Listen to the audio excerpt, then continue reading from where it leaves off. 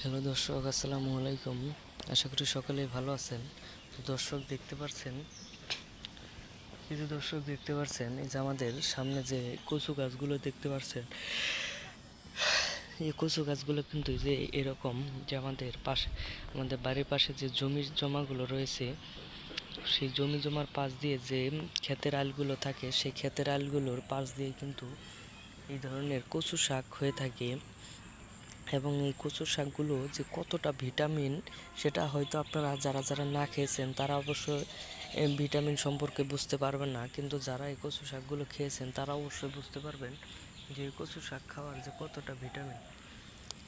তো বন্ধুরা, আপনারা অবশ্যই আপনাদের চাষের জমিতে কিংবা আপনাদের বাড়ির পাশে যদি আপনারা এই ধরনের কচু শাকগুলো চাষ করতে পারেন তাহলে ভালো।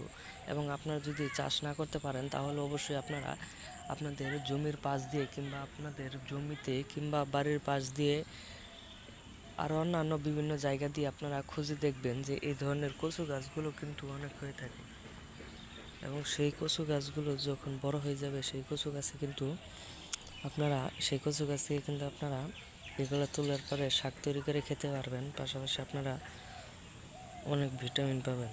তো বন্ধুরা, আমাদের ভিডিওটি যদি আপনাদের একটু ভালো লেগে থাকে তাহলে অবশ্যই চ্যানেলটি সাবস্ক্রাইব করে দিবেন এবং ভিডিওটিতে একটি লাইক করে দিবেন। ধন্যবাদ সকলকে, সকলে ভালো থাকবেন।